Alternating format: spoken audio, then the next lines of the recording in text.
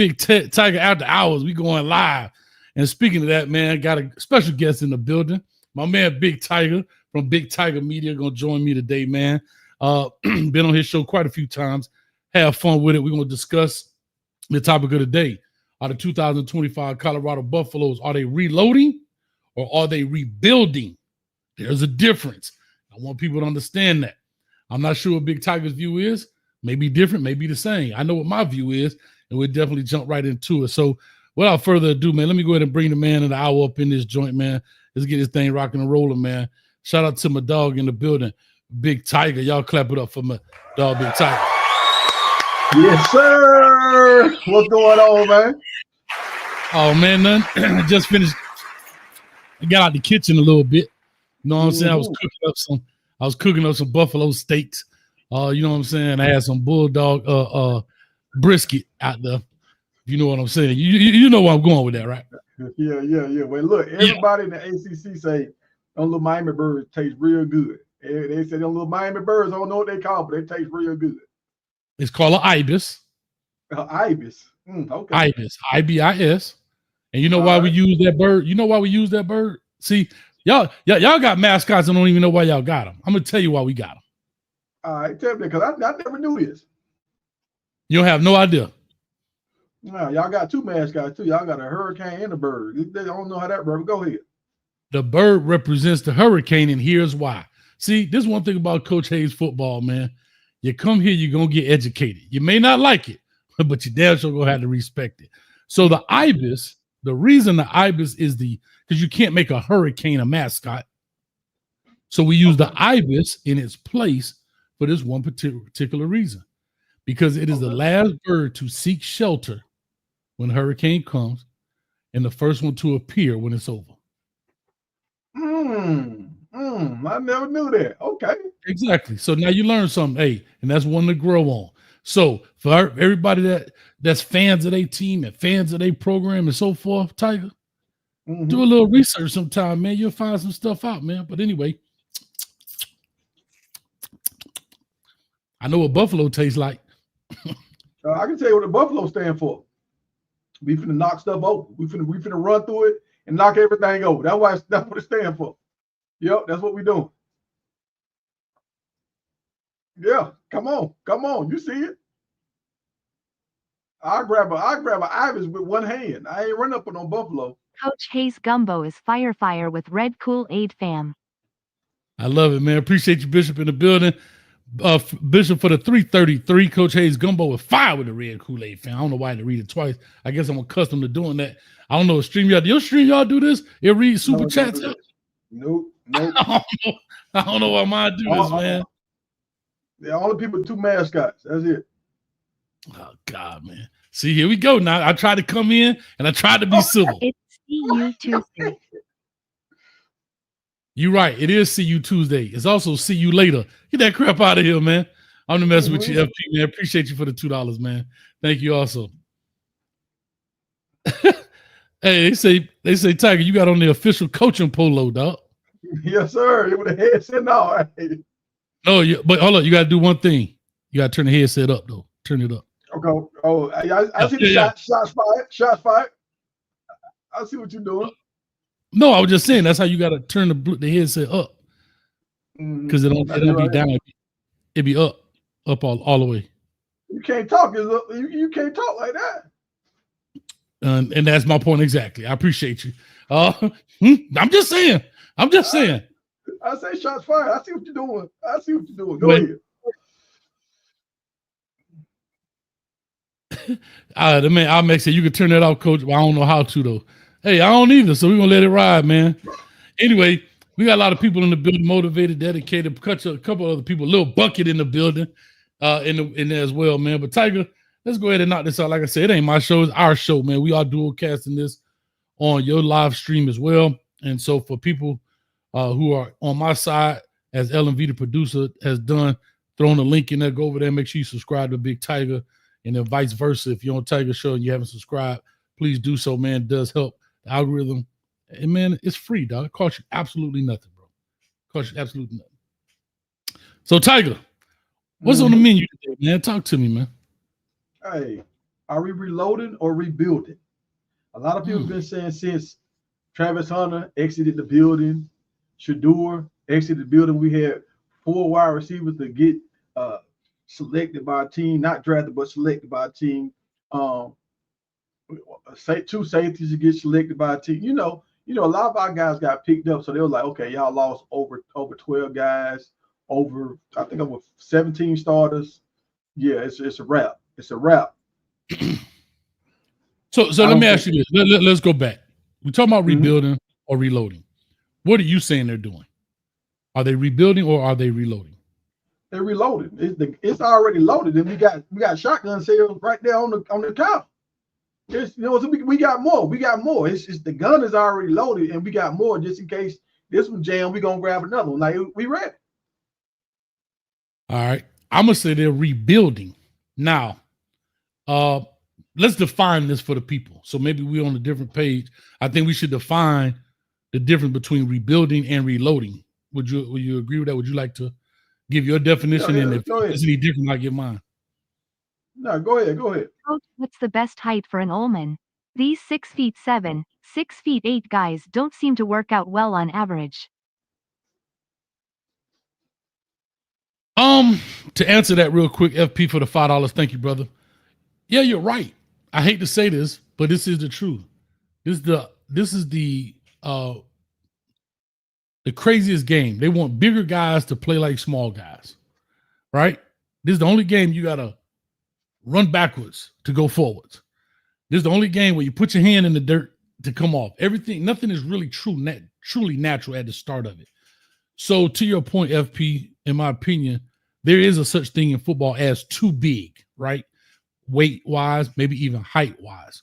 When you start talking about leverage on players, right? When you're 6'8", unless you're super athletic, a lot of those guys have a problem, in my opinion, with hip bend, right? Being able to play at a certain level because you're going against guys, and it's all about leverage, right? Yeah, we got to have big guys, you know what I mean?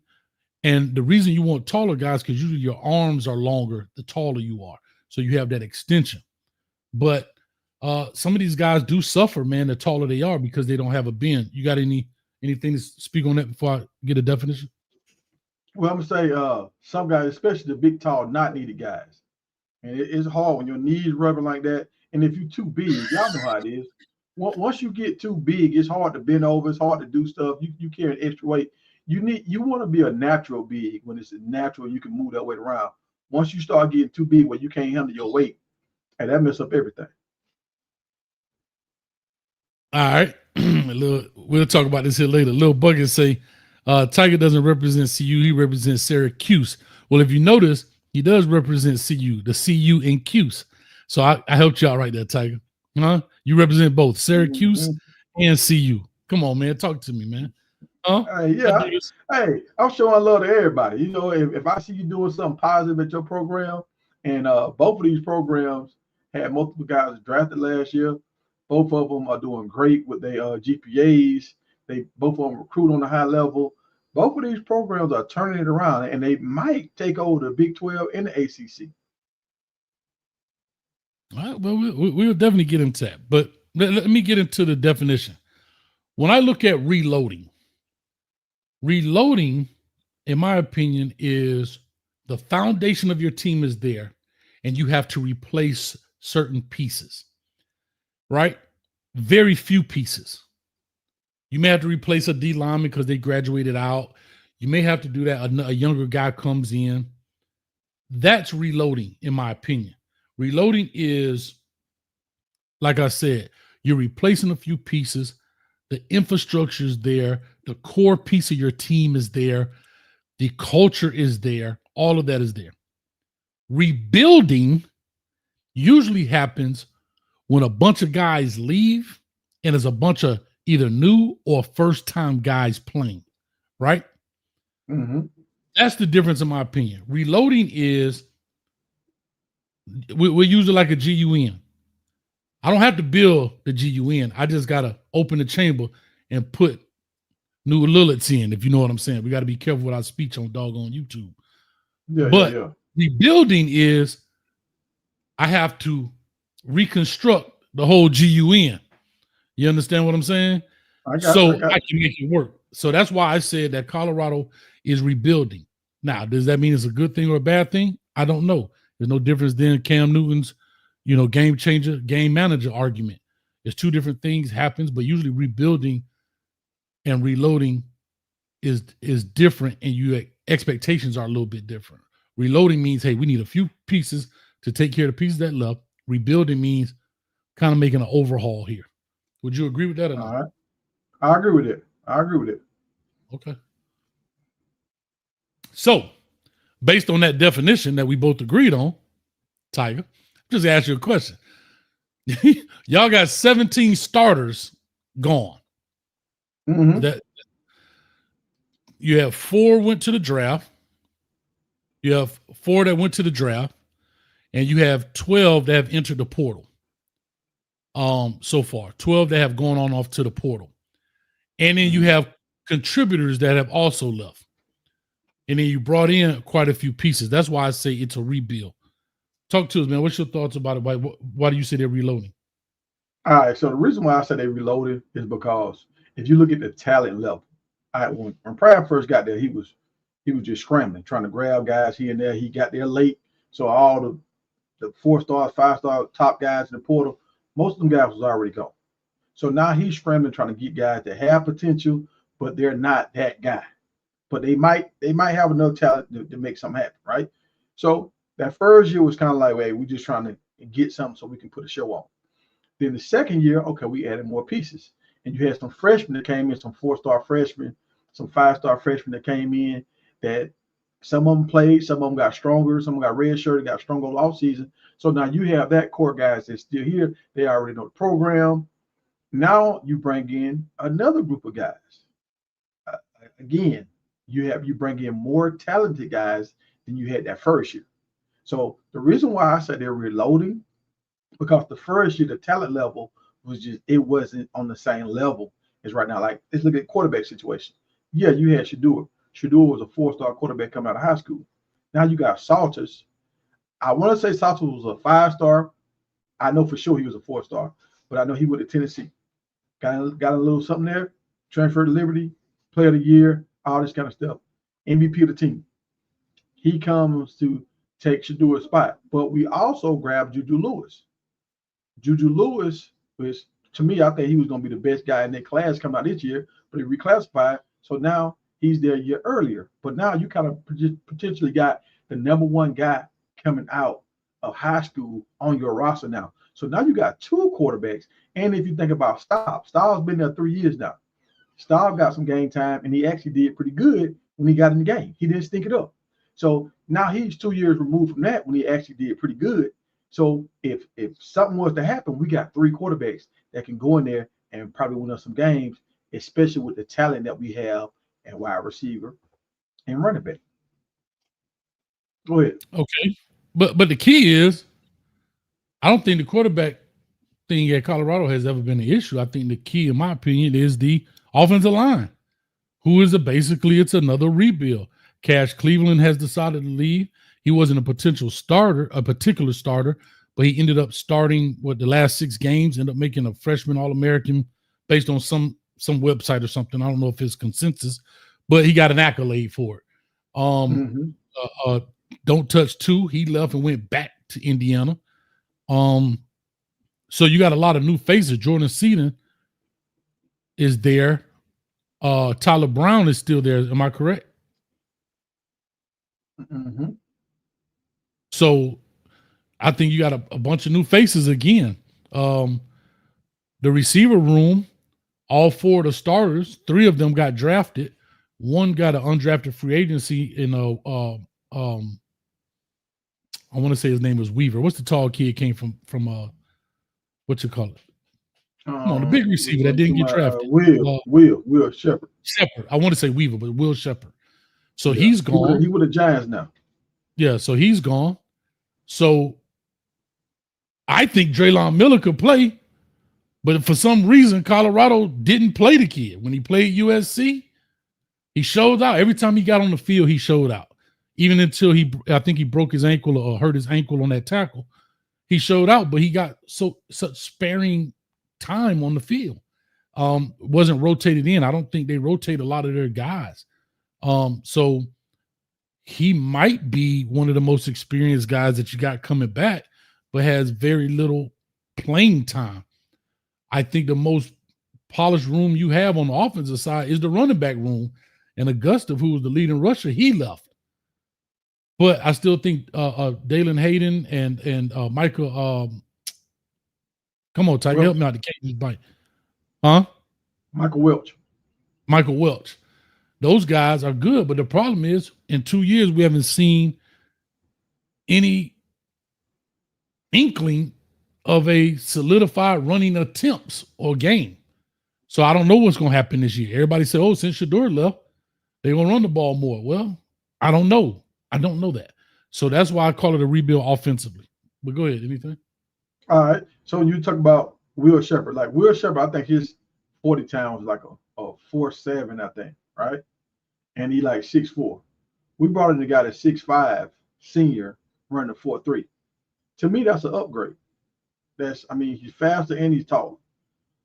I feel like that's an upgrade. We got Draylon Miller, that was there last year.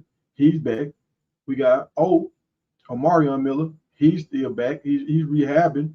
I don't know if he's going to be at full speed at the beginning of the season, but from what I'm seeing right now, he's out there running and doing drills and everything. So it looks like he might be on time for game for the beginning of the season. So now he might get the green light and really get to put up some numbers. But you also got a 5-star wide receiver that came in from Florida State. He was the number 3 wide receiver in his class when he came out of high school. And everybody knows Florida State, they had a run that year, but since then they haven't had a good quarterback. So when you don't have a quarterback, it's hard to get the ball if you don't have a quarterback. So now we got some guys that we've brought in here.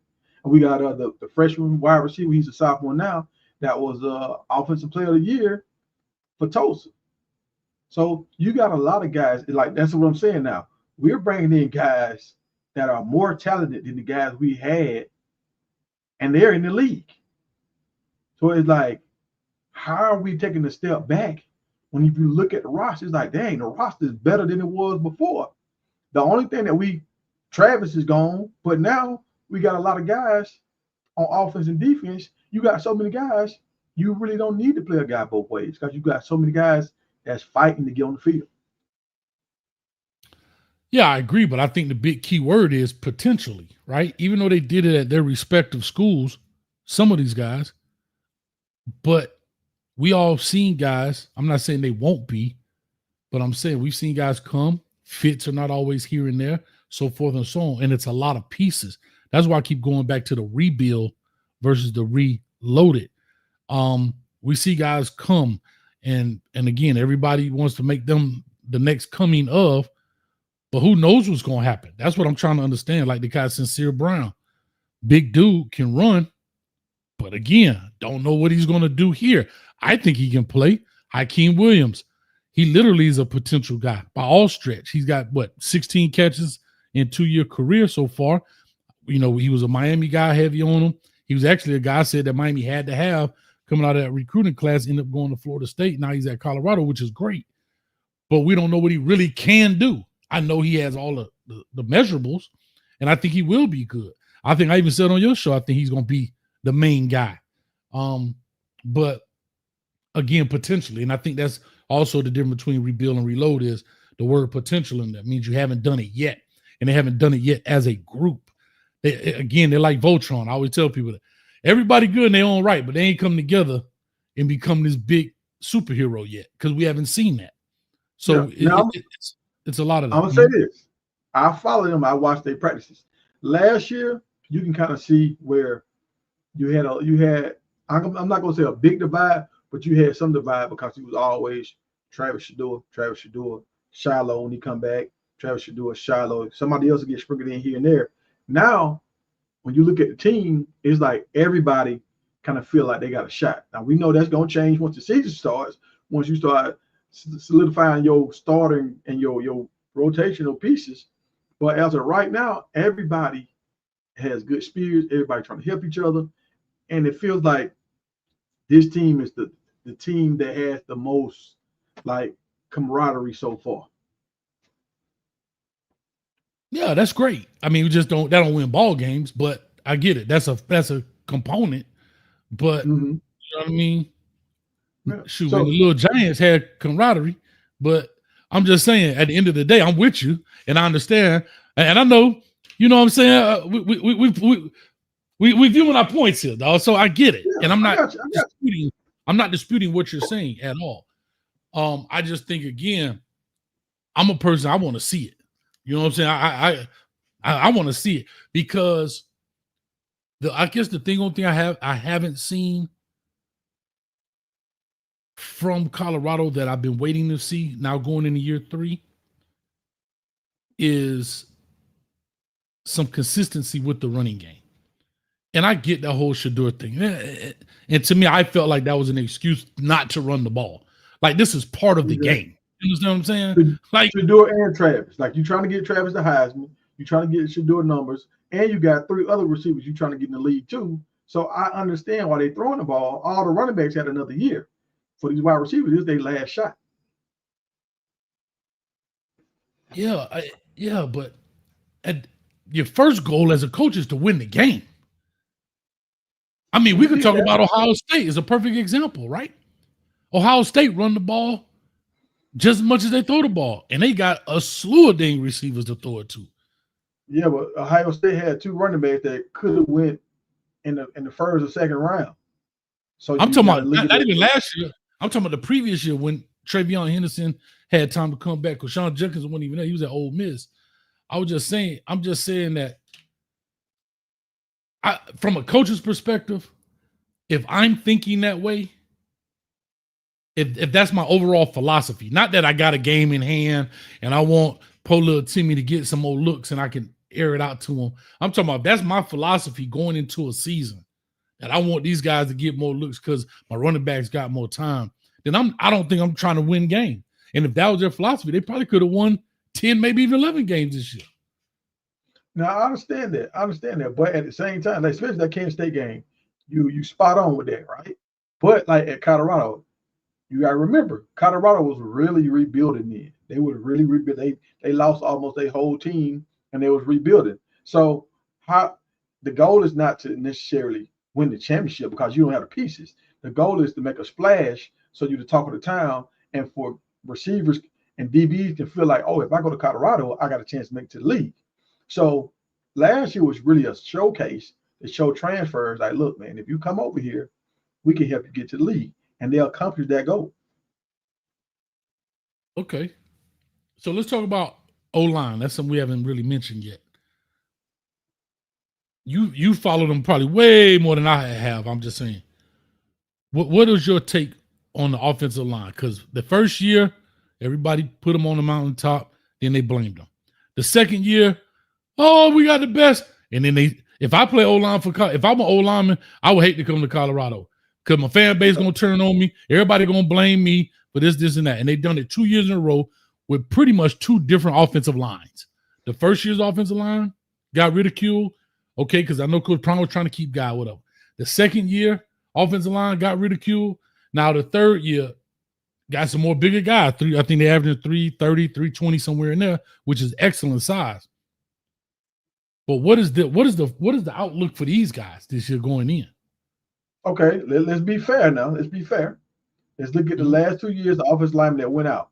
How many of them guys made it on somebody's NFL roster? Yeah, but how many guys make it on NFL rosters, period? How many Ohio State offensive linemen made on NFL rosters? I get that point, but we're talking about I'm just talking about because Shedeur took the amount of sacks he took, everybody blamed the O-line. I'm saying now this is year 3. What will change? I'm asking because year 1 was one way. Yeah. They swiped that O-line. Year 2, they brought another one. That O-line is not going. Year 3, you pretty much probably about 80% new offensive linemen there. So I'm saying what's going to change? All right. So what has changed? Now you got a guy that's a 2-year starter there. And you got Tyler Brown that's been there for 3 years, right? He might not be a starter, but he's been there. So he's a guy that can kind of help out. He's a coach on the field, right? Now you got another guy in Boss Man Smitty, big boy at IMG. He was the #1 interior offensive lineman in the nation. He signed there. Him and Jordan Seaton already played with each other at IMG, so they familiar with each other. Then you get Big Chauncey. Chauncey, he a big boy. He do his thing now. Chauncey run the ball, all that kind of stuff. I mean, and now we got athletic offensive linemen that can actually. I've even seen Boss Man Spitty go out for a route one time, catching the ball over somebody. Like now we got athletic dudes that can actually play. Then we brought in some more guys. Like I say, now we bring in guys that was all conference, 2 years over here, all conference over here. So now you're bringing in a higher quality of offensive linemen because they want to come over here and be able to showcase their skills on the big stage. Besides SEC teams, Colorado has the biggest stage in the country. Okay. You know. So what is the game plan then for the offensive line? Are they running the ball more? Are they not? I mean, what are we doing? What Colorado doing? Well, just in the quarterback they brought in, Salters, he's a runner. He's kind of like, he puts you in the mind of Jalen Hurts, kind of like. Well, he's going to throw the ball, but he's going to run the ball. He's a 50-50 guy. So now with him doing RPOs and all this kind of stuff, being like Shedeur really didn't like to run RPOs. This dude makes a living off running RPOs. And he can pull it, and he's like one thing I've seen about him that I say is elite. When he put his foot in the ground and turn and hit the gas, most safeties and linebackers can't. Once he give him that little two-step and stick that foot, he pulling away from most of these guys. So once he do that 1 or 2 times, now you know the defense starts to shift those. They start to lean a little bit. And once they start to do that, he's going to give it to the running back. Now you got running backs breaking. So I feel like he understands we have to have balance. He don't want to run the ball too much, but he's going to give the ball to the running backs a lot of times on some of these plays. And he's going to pull the ball sometimes and still throw to the wide receivers because they should be wide open because the defense is going to start leaning, crashing down. So I think he's going to get a lot of guys wide open, get some little easy giving touchdowns. Yeah, I always thought the young man Kaidon Salter could play. Even coming out of high school, I broke his tape down when he went to Tennessee. You know, unfortunately got into whatever it was. I don't even know what he did at Tennessee, but from what I heard, he went on the Liberty. Let me say this. From what I heard, he had some teammates that was doing something, and he kind of like took the rap for him. Can you hear me? Okay. Yeah. That's. I mean, you were stuck for a second, but I heard you. Yeah. I mean, that's noble. I ain't mad. I mean, if that's what he did, then that's what he did. But I mean, guy got a plan for everybody. So yeah. I mean, and like I said, for whatever reason he's went to Liberty, that's between, that's whatever. That's not my concern in essence. I guess what I'm saying is the young man can play. I think he can really play. I'm not getting into, and I never get into like the next level. Oh, well, what are you going to do here? What is he going to do in the NFL? That's the NFL job to figure that out, and the scouts and the GMs and so forth and so on. But for a college quarterback, I think he can do some big things, right? And he's shown he can do something. I mean, he took Liberty, whatever, and I think the one game they lost in the bowl was against Oregon. So be it. If people get mad about the level of competition, I don't necessarily care about that because it's all relative, right? It's all relative. When you play on that level, everything is relative. So that's just how I look at it. But I guess I'm still looking at the run game because every time I talk about the O-line, we're getting back to the quarter. I'm talking about the running back, the run game. What does that look like for Colorado? What is it? Well, and I'm saying I don't know the guy's name, but he's a small back. He puts me in the mind of a Dylan Edwards, a stronger, faster Dylan Edwards. If you can think about that, a stronger, faster Dylan Edwards that plays with good pad level.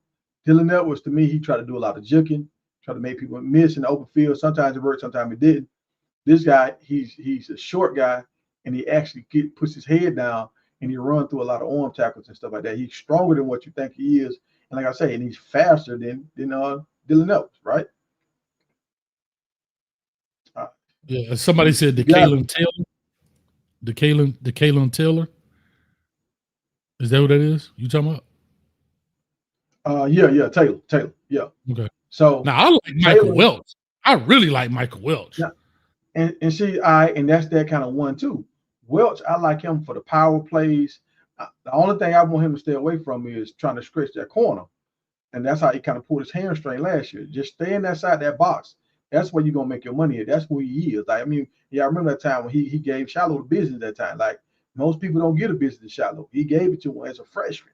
So he is a inside the box, hard nosed runner. And then you got Taylor, that's a home run kind of guy. Then you have Hayden that can do things in the flats. He can catch the ball, whatever. And even Charlie, I'm gonna say this: Charlie looks good at practice. I don't know if Charlie's really a gamer, but at practice, Charlie looks good. I don't know if that's a knock on the defense or is that just Charlie. You know how some people at practice you feel good, but once you get in front of the big lights, you get nervous. Your hands start sweating. I don't know if that's him, but I feel like at the end of the game, they can put Charlie in there and Charlie can close it out. Oh God. I feel like he can close it out. And you can keep fresh backs in the whole game if they really want to do that. There are two people on this team that I'm gonna give hella love to right now. It's Ryan Staub and Charlie Offerdahl. I believe they love Colorado more than they love the football program. They just want to be at Colorado because I have to be as honest as I can be, especially in today's climate. And this is no knock. If they want to be at Colorado, God bless them. Like, do it. I'm not tripping. But if you want to play at Colorado, that ain't happening. Not under this watch. But if you want to play football, then you need to go somewhere else. I'm just saying, if you want to play football, some people just want to be part of the team. And there's nothing wrong with that. That's okay. Charlie Offerdahl's father, made some money in the NFL, money and everything, but he all right. His goal may not be the NFL. He would maybe like to go. Ryan Staub, I don't know his situation as well. But they toy with Charlie Offerdahl so doggone much. I'd be like, Coach, you got to stop playing with my emotions. I'm the starter. Coming here, I earn it. And get over that first game, man, get your behind out of here, dog. Like, stop playing with me, man. I'm just being honest. Well, let's say this right here. Okay, if they transfer and go where, what are they going to do? Are they going to really go on a Heisman run and try to make it to the league? Or should you stay and be at one of the most hypest schools and probably be a part of history and be in some of these Netflixes and all this kind of stuff? At least you'll live forever. Yeah, but again, what is your goal? That's what I'm saying. I'm not mad if they want to be part of a Netflix special. Yeah. But I'm saying if you want to play, see, some people just want to play. They don't care if they go to doggone St. John's Division III, as long as they can get on the field and play, because their goal is to play college ball. So again, I'm not knocking that they're there. I was just making an observation that if you want to play at Colorado, you're probably not going, when I'm talking about significant time of playing. If you want to play college football, then no, you may not be. They are probably not Division I players. They probably are just not Division I player. But could they go to a D2 school, maybe a FCS or something like that? Louisiana Monroe, or maybe. I don't know. But to play at Colorado, that's not going to happen. And again, I'm not knocking them. If they want to be like Rudy and be a part of the team, and I don't mean no shade, I just use them because everybody know who that is. If they want to be a part of the team, then God bless them. Stay there, wear your gold and black. Nothing wrong with that. But I'm saying, if you think you sit in that locker on Saturday taping up your wrist, like, boy, I'm finna score 3 touchdowns today, you got your damn mind. Yeah. I mean, some people got to look at it, what it is, and say, okay, this opportunity is bigger than me playing at a smaller school. This now they're getting a lot of connects and everything. You're going to have access to Coach Prime, hopefully for the rest of your time. You know what I'm saying? Like, they can always call somebody and say, hey, I'm trying to get this done. Could y'all help me? And they might can get something to shape. So being on this team, I think it's going to put them in a better position. And if you never know, if they grew up wanting to go to Colorado their whole life, that's probably their goal. So, it is what it is. Yeah, and that's why I said they love Colorado more than they love the football. Like, for example, Trevor Woods is a perfect example. Trevor Woods was a kid that was playing. He was starting before they got there. He started off the season there, right? Mm-hmm. Didn't he call him the Urlacher? Didn't Brian call him Urlacher? Yeah, I know. Brian called him man Urlacher. But anyway, Trevor Wood decided, I want to play ball. So he went somewhere else. That's all I was just making an observation. I'm not, if they decide to stay there, man, God bless him, bro. Ain't Yeah, nothing wrong but with it. like I said, he went down. He didn't even go to another team in the conference, even though he started in the Pac-12. He didn't even stay in the Big 12. He went to the a smaller conference. You know, Because that's Jacksonville State. probably where he should have been anyway. But Colorado, to y'all point, they were so bad Mm-hmm. he could play at that level because they were so bad. You know what I mean? And once they started rebuilding, they were like, okay, well, you can't really help us like how you helped the other team. So he was like, okay, well, we love you and all, but we've brought in some more pieces that can help us more. Yeah. There you go. And now, since that point, they done brought even better pieces. So they're like, he knew the right was on the wall. Yeah. I mean, like Ryan Staub, you got over recruited twice. Shedeur Love, you went and got Kaden Salter and a high school Juju Lewis. So the writing's on the wall. But if you want to sit there and read the writing, that's all I'm saying. By all means, do your thing. Nothing wrong with it. Yeah. Let's talk defense a little bit, man.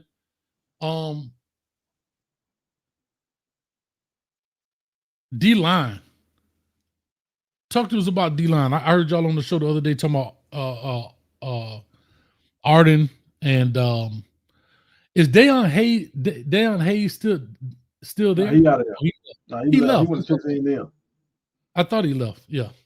He went to Texas A&M. I mean, I'm gonna say this right here.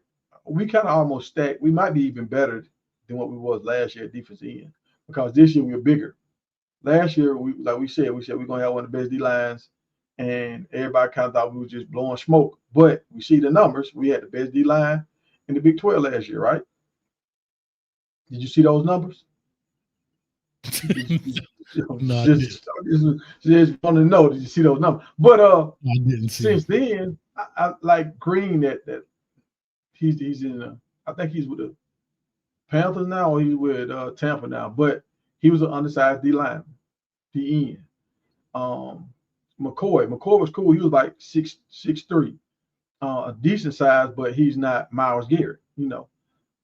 Now we got some guys. We got some 6'4", 6'5" guys, 6'6" guys that look like they belong. You know, when they walk by you, who is this? You know, we got like 3 or 4 of them guys like that on the team now. So I mean, it's a lot of 4-star defensive ends we got on the roster now. So that's what I'm saying. Like before, we was picking guys up that was halfway playing here and there. Now we got 4 stars up and down that roster that look good. Small schools don't stand a chance cause if your player is good, they'll just transfer. Now, you got something to say about that? Yeah, I just don't think Trevor Woods going to transfer. And I don't think Ryan Staub would transfer. And I don't think Charlie Offerdahl would transfer. They'll transfer in, but I don't think they'll transfer out of those small schools. That's all. Yeah, but this is my opinion. Thank you for the $5 FP. And Colorado, I don't know if we're going to classify Colorado as a small school or not. But no. We're talking about lower level. I'm not talking. If you're a Power 4 program, you're not a small school. Small schools is, to me, D2s, some of your lower tier, even, you know. Yeah, your Liberties, your App States. Yeah, they might come in here and give you a battle, but they ain't loaded with 4 or 5. Yeah, nobody that's in the Power 4 conferences are not small schools by no stretch of the imagination. Go ahead, but finish your point, sir. So let me say this. And so we got like 5, maybe 6 DNs that's ready to go. That's ready to go right now. They can put in that work. I mean, we got some young pups that come in, but they 4 stars. And so you never know. You don't know if they're going to pop and get on the field or they're going to sit them on the bench because you already got 2 guys in front of them. Why do you really need to throw them in there when you got 2 guys and let them develop? So we're right now in that luxury stage where you can actually sit 4 stars. So that's why I'm saying we reloaded. It ain't no rebuilding now. We were never at this height where we could sit 4 stars. We had everybody. We need all hands on deck. You know, we need everybody to be out there, right? So and when you move into the D line, like the interior guys, you got guys that came from Louisville, 2 guys that came from Bama. You got some guys from some smaller schools that did pretty good. They were like first team, second team, whatever. That's coming up, and I think a lot of these guys can play. Like I'm looking at him like it's a different motor, it's a different level of strength. So, and it's a different level of size. Like the guy from Alabama, I forgot his name. I don't know if it was Barnes or something, but he a big dude. Like they talking about him losing weight because he was so big. Yeah, D-line. Yeah. So now we got a SEC interior and a SEC group of DNs that we rotating. Yeah. So now it's going, and like I feel like on defense this year, our D line is our strong point. Now when you go to linebackers, that's the questionable spot. But everybody is saying it looked better. It looked better than before. I wish we'd have kept Hill Green, but hey, it is what it is. He want to go to Alabama and show his stuff. But I feel like our linebacking core got a little better. Not on the level with wide receivers, but I feel like they got a little better. And then when you get to our DBs, man, like I'm a little nervous at safety because we don't know who's gonna be that guy. And you kind of still got a little favorite thing with Stoudemire, like cause he Coach Prime and Dad played with each other, so you still kind of got that going on. But at the corner spot, we got a lot of big corners. Like our corners, you kind of look like Florida right now. Like I ain't gonna say the top of the SEC, but we got a bunch of big 6'2" corners that can run, that can hit. Some of them transferring from other schools where it was all team this, that. So we got a lot of dudes transferring in, and some guys that actually played last year. We got 3 guys that actually played last year in the secondary. So I think we're looking really good. I'm talking about slapping people good. I'm excited to see, man. I'm excited to see. Now, what's the young man that came out of Miami Northwestern, man, got the interception in the spring game? I forgot about the young fella, man. He dove down and got the interception. He's from the crib. Yeah, I forgot the young fella. Bucky, what's the young fella name? I'm high on the guy that came from the Tampa school, the Bulls. Tyreek or something like that. He got a brother or a cousin that played in the NFL. He a safety number 12. Like he balled against Alabama. You remember when they almost beat Alabama? Thank you, guys. Shout out to Sean Kemp. Branch. Thanks, Sean. Branch nice. Yeah, go ahead. I'm sorry. Go ahead. Finish one. You got Branch, and then you got the guy. I think his name is Tyreek. Yeah, and this dude was he different. He different, dog. Like I've seen this dude play. I'm just like, oh yeah, he a dog. And we call where we from. We call him a boy dog. Oh, that's a boy dog right there. So I know he gonna come out here and get it. You know, it ain't no question. Against Alabama, he gave Milrose all he wanted. So what's a girl dog? Girl dog probably gonna transfer out. Oh, I thought it was a witch. I thought a girl dog was a witch. I'm just saying, a boy dog and a girl dog. I don't know. I'm just asking. What's a female cow then? You're a black dude on the rant. Yeah, you know how some people they say that's a dog right there. Hey, when you say that's a boy dog, hey, that means he gonna get everybody business. Whoever, like Travis is an example of a boy dog. That's a boy dog. Whoever run up here, you gonna catch hell. Now I'm gonna say this, Tiger, because I love you, dog. You my dog now. But I'm gonna ask you a question. I'm gonna make a comparison. I did a show about 2 years ago, and the guy came on here. He was calling all these people dogs. Mm-hmm. He didn't use the term boy dog, but they dogs. And now hold on. Let's get this clear. Was this the first year, or was it the second year? No, this was the first year. I'm just saying how people put the cart before the horse. Oh, he a dog. And what about this kid? He a dog. He didn't use the word boy dog, but he a dog. Yeah. I'm just saying. I just want to be clear, like, because I'm taking your word for it. Coach Hayes has changed his way. I have not seen Tafiq or these guys. Because you my dog. Mm-hmm. I'm taking your word. So when I go to other shows, I'm gonna be like, the dude dog now. We have me out here losing my eyebrow. If you go back and watch that Miami game, I bet you if you go back and look, you go, oh, that's the one Tiger was talking about. You will see him fight that 12. You will see that 12 flash. Oh, that's him. Where he came from? What school? The Bulls. In Tampa. Oh, South Florida? Yeah, South Florida. You talking about the ones we beat 50-15? Yeah. Them. But hey, don't act like that. It was a game for a second now. It was game for a second. But the first, second quarter, it was a game. You heard what you said? You heard what you said? The first, second quarter. No, do you know when people race? Do you know when people race Usain Bolt, they all be close at 60 meters? They really think they got a chance. I'm just saying, when they race Usain Bolt, hear me out now. When they race Usain Bolt at 60 meters, they be like, I got him. And all of a sudden, it's just like Fast and Furious. What Ja Rule said? No!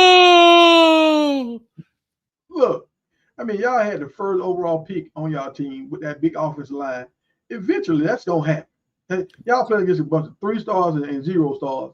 Yeah, eventually they're going to blow the doors off you. But I bet you if you go back and look at that third quarter and that second quarter, you see 12 showing up. Okay, I ain't tripping. See, you trying to say I didn't play the bully. You trying to make it seem like the Bulls gave us some work and we won them 50-15. You said you never seen the young man, so I was giving you a reference. Okay, if you go back and check out these highlights, you might see him in the game. That's all I'm saying. Yeah, he ain't doing nothing.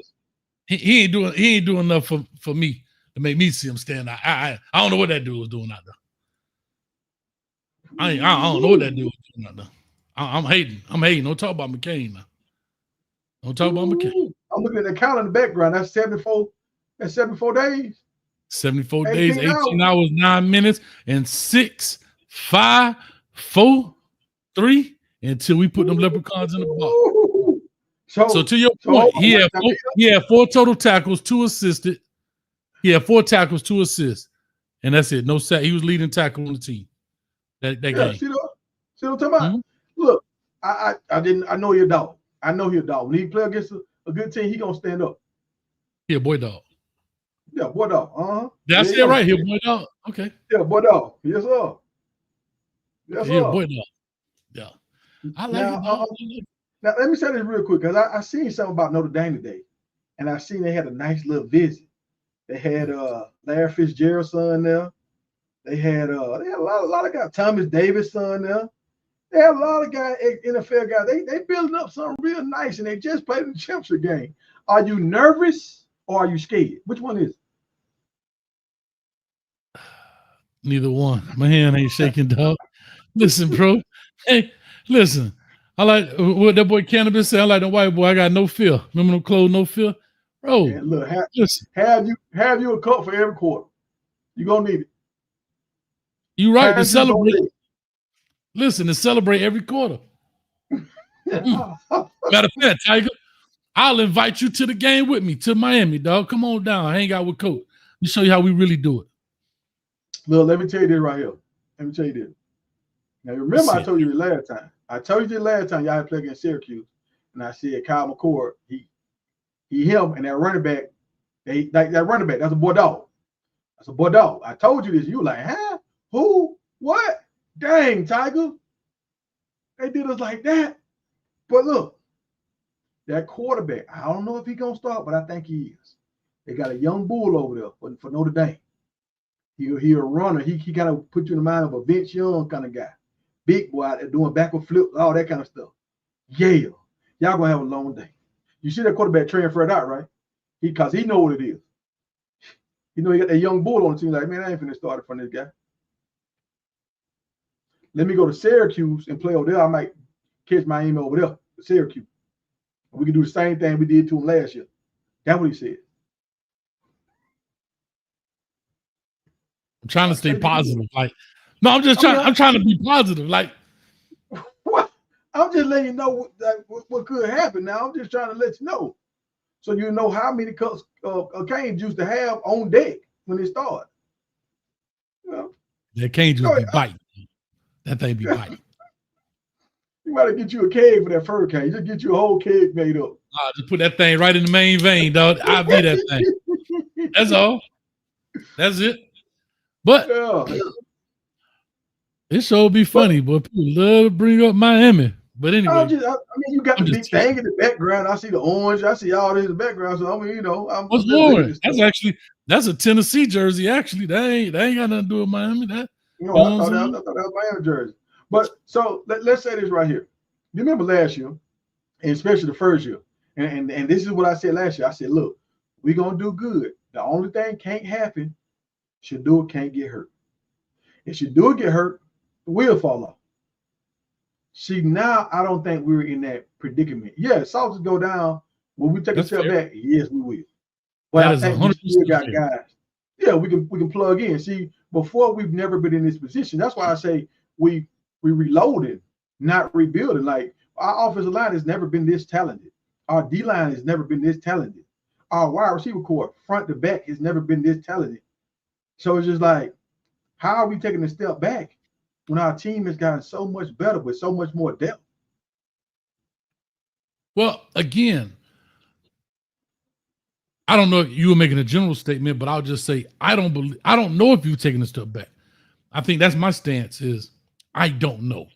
I can't say you've taken a step forward or if you've taken a step backwards or if you've taken 5 steps forward or 3 steps back. I don't know because, again, Colorado is a team that is now bringing in a bunch of guys, in my opinion, from all over. And as we talked about football and you brought up camaraderie and all of that stuff, how does that chemistry look, right? There's a lot of first-time guys playing. It's not like guys been out there and know what Kaidon Salter is like and know those things. That stuff makes a difference when you're talking about long-term winning, not winning games, but we're talking about long-term winning. And so to your point, I can speak for me. I'm not saying that you guys have taken a step back, but I'm also not saying I don't know if y'all taking a step forward. Now, potentially, because you do seem to have bigger, faster, and stronger guys, potentially, yes. But you know how that goes. All right, so you remember Miami back in the day, how y'all had like a team chemistry where guys would come back from the NFL and they would all season rush back down there to work out and just it was just like a family thing. You remember that? Mm-hmm. I do. Like, hold on, you're breaking up on me. I'm good over here. I said no, you do. Hold on, you broke up on you. Say that again. Did you hear me? I said yeah. I said yes, I do. I do remember those days. All right, and who do you think was the main piece to having them guys to come back? Why they want to come back to work out at Miami during their off season when they're millionaires in the league and they can pay anybody, but they decided to come back to Miami to work out. Why is that, Coach A? So you're trying to corner me into a Swayze comment, but go ahead, I'm listening. I'm saying, like, do you have any reason why those guys kept coming back year after year, like all these super talented guys to work out at Miami? What was that reason? You're talking about a young man named Swayze. I keep saying a Swayze comment. You want to corner me into a Swayze comment? I'm listening. Go ahead. I'll play. I'll play. So who is Swayze? Who is Swayze for the people that don't know? Who is Swayze? He was a former strength and conditioning coach at the University of Miami. Actually, he's from Miami, went to Carroll City, if I'm not mistaken. I don't think you knew that. No. Coached DBs for a little bit. Then he came on to become strength and conditioning coach there. But yeah, I mean, I hear what you're saying. I'm trying to understand your point, though. So when he was there, do you feel like he was kind of the glue to that team, the camaraderie to that team? Yeah, but it happened over time. What I'm trying to tell you is, remember, he wasn't the pioneer to that. He did learn from that, but he wasn't the first one to do that. Remember, he wasn't the head strength and conditioning coach the entire time, right? Mm-hmm. So, but the difference is now, again, it's a different era. Guys are coming in and out, right? And this is his first year there with you guys. Now, he's been there, I want to say, since the spring. They got him from Columbus High School. I didn't know if you knew that. But they got him from Columbus High School. He was a strength and conditioning coach over at FIU. I know I'm just trying to let people know. So I know what you're trying to. You talking about Swayze? I'm giving you a little background on who the gentleman is. Oh, yeah, I appreciate it. I'm trying to give you a little background of who he is and why he does what he does because he's from the crib. But back to my point, it's been 1 year. And so with that being said, I still don't know if that's enough time to build that kind of culture. So to your point, can he build that culture? Most definitely. Is he capable? 1,000%. But does he have enough time to create that culture? that stuff that you talking about happened in Miami happened over years. Oh yeah. I got you. I understand. But just like last year, when people like, oh, all these new guys coming in, and you got a jail, and da. When the season started, like we stumbled a little bit with Nebraska, but after we got past Nebraska, that machine got it rolling, and we did pretty good. So, and that was a bunch of guys coming together. The machine got rolling. Yeah, smoke started coming out and everything, but hey, we were rolling now. so. Tiger, I love you, dog. I love you, bro. I'm listening. Go ahead. Hold on. Hey, they were like, can you bring all these guys from the different parts of the earth, from different cities and backgrounds, and can they do it? I don't think Coach Prime. And he did it. And now we got Swayze to help him even more. It's like, oh, now we got a better situation with more talented guys, with more depth. And who in our conference is really recruiting like us? Tell me that, Coach Hayes. Well, y'all not recruiting. I want to say because y'all don't do home visits. So y'all not recruiting high school guys. I just want to say that. I'm just saying that's what people said, dog, right? What you mean we're not recruiting? Just because we don't do home visits, that means you're not recruiting? You still no, but y'all don't. No, but you say y'all don't get high school kids. That's what I'm saying. I never said we don't get. I just told you about all the high school. No, not you. I'm saying I'm not speaking you. I'm speaking in general here. But I'm listening. Coach Hayes, I know how you do this. You say, look, talk to me. Talk to me. Okay. I didn't. That's fair enough. That's fair. Well, I don't know what you didn't say. I'm speaking in a general term right here, right? No, I did not hear you say that. So I'm speaking in a general commitment. And then you said who is now recruiting better than you guys. Is that what you're saying? Yeah. Okay. I got one school, maybe. One school. Okay, I'm listening. I'll help you out. Texas Tech. Texas Tech, they spent a lot of money this offseason. So you're talking about are we talking about high school? Or we talking about transfer portal? Because there's two different rankings. They killed the portal. They brought in a bunch of veteran guys, but they also brought some guys in through high school too. So they really did good in bringing it. I think they high like in the top 5 in the transfer.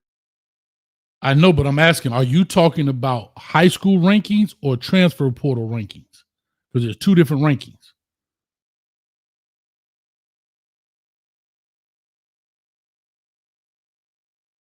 Dog in the portal right now. So I just want to verify. You back, Tiger? Yeah, I'm back. Okay, I want to ask you a question. Are you talking about high school rankings or are you talking about transfer portal rankings? Because there's two different rankings. Transfer portal, they kill it. Transfer. And like with transfer, them guys are normally ready to plug in and play. High school guys, you might have to red shirt. But transfer guys, they ready. So your question is, who better than y'all? You said in recruiting, and you're talking about transfer, not high school. Yeah, well, and the reason why I'm saying transfer because they did so well. I mean, I think they're in the top 5. So I mean, they compete with SEC schools when they come out. The talent that they brought in is like, okay, y'all did y'all thing. I don't know what they did in high school, but I know in the portal they took off. So and they said they were paying a lot of money. So that's the only team I can say that's really recruiting on a high level in the Big 12. Okay. Well, here's the difference, right? Like you said, and you know that I've had this discussion before. The portal ranking goes on the total number. Is that we agree on that, right? I got you. Right. So I'm just saying a lot of people don't realize that because, like you said, Texas Tech has only brought in 21 players so far in the portal, and they actually ranked number 2. To your point, and again, Nebraska is actually ranked higher than y'all at 13 right now. And they've only brought in 15 players from the transfer portal. And then Colorado was ranked. No, I know what you said in the Big 12. Yeah, they're in the Big 12, in the Big 10. Oh, they are in the Big 10. Big 10. I apologize. And then Colorado has brought in 33 players. Excuse me. They brought in 33 players in the transfer portal. Yeah. But it's like the guys they brought in, I don't really know their name. You know, I'm not saying they ain't good, but I don't know their name. So it's hard for me to really say. like, oh, they gonna do this, because I'm looking at some of the guys. I'm like, I don't know him. I'm not saying I'm giving them their credit, but like we brought in guys as big splash guys. Like, oh yeah, he different. Yeah, since you like to bring up Miami is ranked number 3, and we only brought in 19 transfers so far. I just wanted to put that out there. But When they say it ain't tricking if you got it, I can tell y'all got it, and it ain't tricking. Y'all got it too. Tell Prime to up some of them almond money. We still got to fix the snowmobiles and all that kind of stuff before we can really jump out here like that. Tell Prime to get them boys some KFC. They'll come. Tell them stop. Hey, everything ain't money. We got to put a dome on that thing first. We got to save our quarters and dimes to put a dome on that thing. It's too cold out there. Yeah, I'm just saying. We're gonna put a dome on that thing and have a glass top so you can see mountains back there with that Coach Prime statue in the mountains. Yeah, yeah. Should I go to? Well, I guess I shouldn't go to high school ranking then, huh? I shouldn't do that. I mean, you can. I mean, we did. This is our best year. High school. This is our best year. Y'all ranked 95th up. Y'all not doing it. Yeah. Well, hold on. You talking about for this current year right here, right? 2026. 2026, yes, sir. Yeah, well, I'm saying 25. 25. That's the Porter class. 25. I know, but I'm just saying this is the 26th class. I'm saying. Yeah, well, I mean 26. Prime don't offer them until they done said they gonna go to this school, my top 3, and then Prime come in and say, "No, you ain't. Come on over here, young blood. Come on over here, young blood. You thought you wanted to go there, but look at us. Look at me. Look at me." And then they start switching. I mean, I ain't mad at you. Y'all got one high school dude committed so far.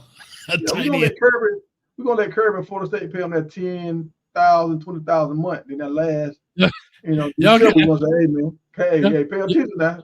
Think about this." I'm with you, bro.